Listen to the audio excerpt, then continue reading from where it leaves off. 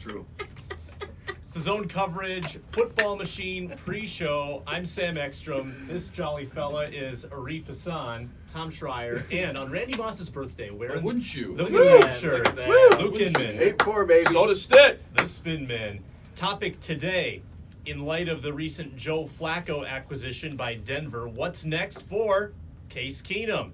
Bad year, his first year with the Broncos. I think he's got one more year left on that deal. What's next for old Case?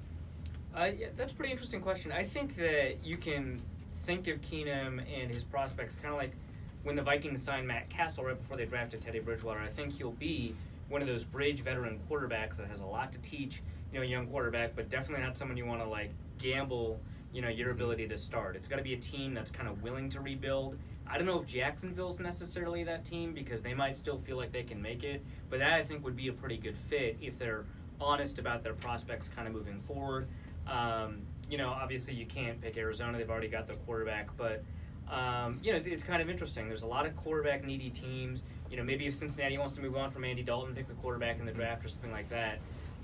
But really you got to look for a team that's willing to take a gamble on a quarterback in the draft, but wait on that quarterback. Yeah, not too much to add to that, really, but I go back to the magical 13-3 season that Keenum provided. I think he can be maybe more, or teams are going to maybe hope that he can be more than just a bridge to a young quarterback, but maybe keep that team competitive too while a young quarterback, maybe a Kyler Murray gets drafted or Dwayne Haskins, and they want to sit him for a year. Maybe Case Keenum could be maybe more than a bridge guy like that, and again, spark some big plays that we saw with Adam Thielen and Stephon Diggs in that magical 2017 season. Tom, let me go at you with this to close. Whoa. Is there, football expert right here, is there any scenario in which you think Vikings fans would accept Keenum back if the contract situation were wiped clean, if they could get him on a reasonable backup deal? Do you think that'd be something the fan base would embrace? Yeah, I think for sure a backup deal, and I think, to be honest with you, depending on how Cousins starts, you could see a rift, right? The people who remember the old 13-3. That's the risk. Can you imagine this, though? I think you bring Teddy Bridgewater, too, and put all three,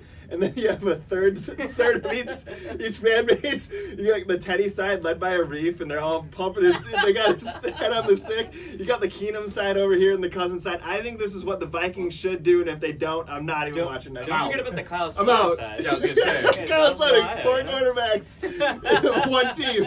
And then there's one guy in the upper deck, Bradford. Zone Coverage Football Machine about to be recorded. Check us out on iTunes or at zonecoverage.com.